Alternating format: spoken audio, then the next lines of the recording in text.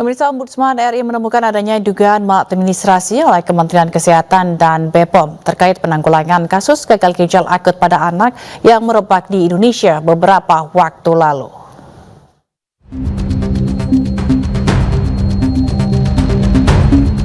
Setelah menggelar serangkaian investigasi, Ombudsman menemukan adanya dugaan maladministrasi dalam penanggulangan kasus gagal ginjal akut pada anak.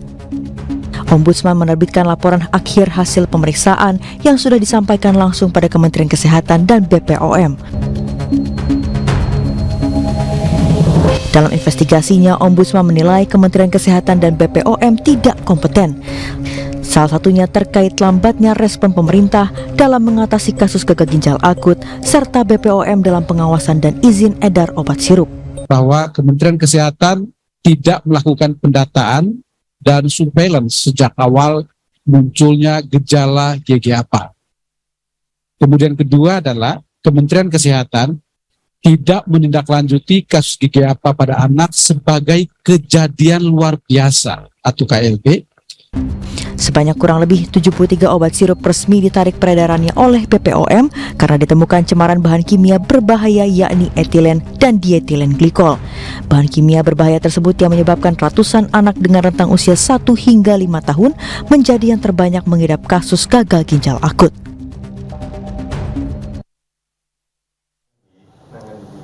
Apa yang membuat Ombudsman sampai pada kesimpulan Menkes dan BPOM tidak cepat merespon kasus gagal ginjal anak, dan apa tanggapan dari Kemenkes? Kita akan berbincang dengan anggota Ombudsman Robert Naendi dan Kepala Biro Komunikasi dan Pelayanan Publik Kemenkes ada Ibu Siti Nadia. Selamat petang Bapak dan Ibu. Selamat sore Mbak Jila, selamat sore Bu Siti. Dan kita akan kita akan ke Pak Robert terlebih dahulu. Dari hasil investigasi, sebenarnya apa yang dilakukan oleh Kemenkes? Apa salah dan dosa Kemenkes dan BPOM ini terkait kasus gagal ginjal, Pak Robert? Ya, kami kemarin sudah mengumumkan hasil pemeriksaan. Pemeriksaan ini dilakukan di 13 provinsi, terutama kepada instansi kesehatan tentu saja. Dalam hal ini Dinas Kesehatan maupun Balai Besar dan Balai BPOM, dan juga tentu saja di tingkat pusat Kementerian Kesehatan, Badan POM, dan berbagai pihak termasuk keluarga korban, perusahaan yang memproduksi maupun mendistribusi, juga para ahli dan sebagainya, dan tiba pada kesimpulan yang kemudian kami serahkan hasilnya kemarin. Dan saya kira Mbak Jila, dalam suasana yang baik ini saya ingin menyampaikan bahwa dari hasil kemarin suasana kebatinannya itu kondusif ya, dalam artian bahwa ada kesepahaman terkait dengan apa yang perlu ditindaklanjuti ke depan gitu, dan kesepakatan itu tampaknya cukup kuat kemarin. Jadi saya pada kesempatan ini sebenarnya lebih fokus ke depan, lebih fokus bagaimana tindakan-tindakan korektif itu bisa dilakukan. Jadi tidak lagi banyak membicarakan kejadian atau kasusnya. Saya kira semua kita sudah tahu. Yang penting sekarang adalah soal ke depan. Dan memang pada tingkatan itulah Ombudsman menyampaikan harapan yang kita sebut sebagai tindakan korektif itu. Substansi yang ada adalah bagaimana pemerintah itu akuntabel, dan akuntabilitas itu tentu macam-macam. Di Ombudsman yang utama adalah akuntabilitas kinerja, dalam artian bahwa ada perbaikan kinerja ke depan, dan akuntabilitas administratif gitu. Adapun hal-hal lain terkait dengan sisi hukum, pidana dan apapun itu biarkanlah proses itu berlangsung.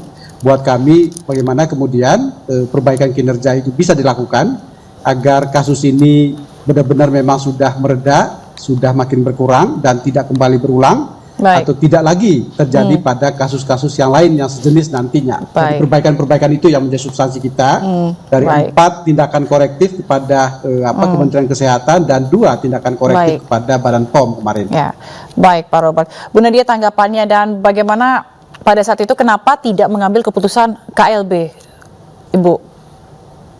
Iya, jadi memang pada waktu itu kan seperti yang kita ketahui ya, bahwa penyakit gagal ginjal akut progresif atipikal ini kan suatu penyakit yang awalnya kita sama sekali tidak bisa ketahui karena di awal kita tahu kasus banyak, kemudian pada anak-anak terutama di bawah 5 tahun, kemudian kasus itu jadi gambaran klinis gagal ginjal, anak-anak tidak bisa buang air kecil, kemudian langsung masuk kepada kondisi yang berat, butuh pelayanan ICU, dan dalam 7 sampai dengan 10 hari setelah perawatan di rumah sakit kemudian terjadi kematian. Nah, pada waktu di awal kita sudah berpikir dengan para klinisi, tentunya dengan Ikatan Dokter Anak Indonesia, mencari penyebabnya. Pertama dipikirkan apakah ini virus, bakteri, ataukah penyakit-penyakit yang umumnya biasa menyerang pada anak-anak. Tapi kemudian dengan semua informasi tersebut diberikan pengobatan, perawatan, tapi ini kemudian kasusnya tetap terus bertambah dan juga angka kematian masih cukup tinggi. Oleh karena itu kemudian baru kita melihat kedua bahwa ada kemungkinan zat toksik. Jadi sebenarnya upaya-upaya kita lakukan itu sebenarnya kita berusaha mempercepat fokus pada penyelamatan nyawa sehingga tidak ada lagi kasus baru dan tentunya kasus-kasus kematian. Nah, pada saat kita mengetahui adanya kemungkinan zat toksik, kita lakukan kemudian seperti kita ketahui adalah penghentian penggunaan obat cair maupun obat sirup. Kita melihat progresnya dengan cepat. Nah, itu kemudian karena kita fokus pada penyelamatan nyawa sehingga dan kita melihat responnya juga pada waktu itu tepat dengan terjadi penurunan kasus, sehingga memang pernyataan ataupun untuk kemudian kita menyatakan suatu KLB itu tidak kita lakukan karena kemudian setelah itu kan kondisinya sudah sangat kondusif dan sangat membaik. Baik Bu Siti, lalu apa langkah koreksi ke depan begitu? Kalau ini kan karena kita ada temuan begitu penyebab dari gagal ginjal akut dan amit-amit jangan sampai terjadi, tapi ke depannya supaya hal-hal lain gitu yang tidak akan sampai terjadi yang menyebabkan kematian yang cukup banyak kepada anak, apa langkah dari Kementerian Kesehatan? Ya, tentunya tadi disampaikan adalah Kementerian Kesehatan bersama Ombudsman kan juga merupakan suatu badan yang kemudian bisa memonitor dan kemudian melakukan evaluasi terhadap pelayanan publik yang kami berikan. Nah, tentunya dengan masukan-masukan yang rekomendasi saat ini terjadi, ini bisa menjadi suatu corrective action daripada Kementerian Kesehatan. Karena kami juga diminta ya Pak Robert ya untuk membuat rencana tindak lanjut 30 hari ke depan ya untuk terkait rekomendasi yang diberikan. Dan tentunya kami akan melakukan ya langkah-langkah terkait dengan tindak lanjut yang diminta, tapi ini bukan hanya berhenti untuk menangani kasus-kasus gagal ginjal akut saja, tetapi kemudian ini akan menjadi suatu yang bisa kita gunakan untuk penanganan penyakit-penyakit baru lain ke depannya seperti itu. Baik, kita ke Pak Robert. Pak Robert, jika ini kan tadi Bu Siti sudah menyebutkan tindakan atau langkah-langkah korektif ke depannya supaya hal ini tidak terjadi. Namun jika 30 hari tidak ada tindakan korektif atau hasilnya nihil begitu dari Kemenkes, apa langkah selanjutnya akan dilakukan Ombudsman?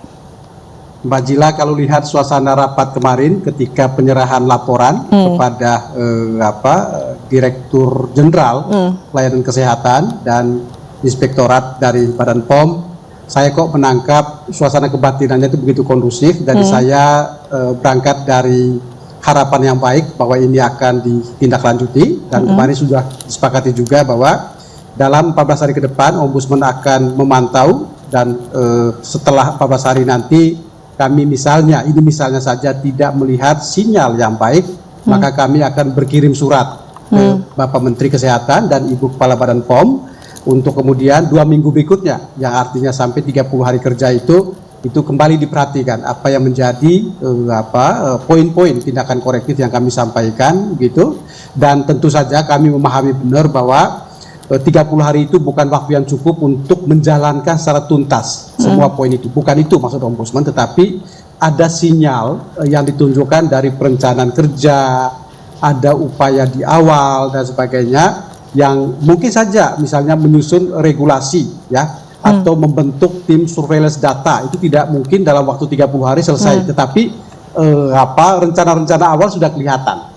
Boleh jadi ini akan memakan waktu 6 bulan, akan memakan waktu 1 tahun misalnya, biarkan saja berproses, tapi progresnya itu terukur, terjaga dan bisa kita pantau, artinya ada sesuatu yang berkembang secara signifikan. Nah, biasanya Mbak Jila di Ombudsman itu kalau sampai 30 hari kami tidak menemukan tindak lanjut yang signifikan dalam artian sinyalnya tadi itu, maka sebagaimana mekanisme yang berlaku di lembaga ini, kita akan naikkan statusnya. Kalau kemarin itu adalah laporan akhir hasil pemeriksaan, maka kalau 30 hari terlewatkan tanpa ada suatu koreksi yang signifikan atau rencana yang signifikan yang kita lihat, kemudian kita naikkan menjadi rekomendasi. Dan kalau rekomendasi ini, kalau laporan akhir itu ditujukan kepada pihak terlapor, dalam hal ini adalah Pak Menteri dan Bu Kepala Badan, karena ini istilah di Ombudsman ya, maka kalau rekomendasi itu sudah ke atasan terlapor, atasannya ini berarti kepada Bapak Presiden dan kemudian ditembuskan kepada komisi terkait di DPR.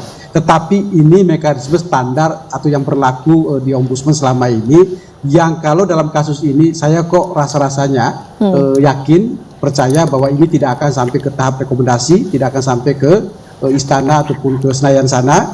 Saya percaya bahwa dari yang kami sampaikan kemarin itu kemudian akan diperhatikan, karena yang kita sampaikan itu sebenarnya adalah hal-hal yang memang sepatutnya dikerjakan, Mbak Jila, dan mungkin karena memang kompleksitas masalah yang terjadi saja membuat kemudian hal-hal ini tidak cukup diperhatikan. Misalnya soal KLB itu, sebenarnya poin penting dari penetapan status KLB adalah bagaimana meningkatkan kapasitas respon pemerintah terhadap kasus yang ada, termasuk menjadikan ini sebagai bagian dari kerja besar bersama yang melibatkan mobilisasi sumber pendanaan maupun sumber daya manusia yang itu penting sekali untuk mendukung Kementerian Kesehatan. Baik, Pak Robert. Baik, Pak Robert, terakhir Bu Siti. Bu Siti, ini kan kalau kita melihat kasus gagal ginjal akut ini benar-benar membuat trauma begitu ibu-ibu di luar sana yang khususnya punya anak. Terakhir, singkat saja Bu, pesan untuk masyarakat agar kembali mempercayai Kementerian Kesehatan dan juga BPOM. Ya, saya rasa kita sudah bisa melihat ya sejak tanggal 28 November kita sudah tidak ada kasus baru lagi, dan perlahan Badan POM juga sudah mulai ya kita merujuk kepada pengumuman yang disampaikan Badan POM mengenai penggunaan obat-obat yang bisa digunakan sebagai cairan atau obat sirup tadi. Jadi tentunya hak kembali salah satu rekomendasi daripada Ombudsman ini adalah menyampaikan hak ya kepada masyarakat. Kami terus-menerus menyampaikan informasi mengenai obat-obat apa saja berdasarkan tentunya apa yang menjadi hasil pemeriksaan dari Badan POM. Baik, terima kasih Kepala Biro Komunikasi dan Pelayanan Publik Kementerian Kesehatan Ibu Siti Nadia, dan juga ada anggota Ombudsman Robert Naendi Jaweng. Terima kasih telah bergabung bersama kami sore hari ini.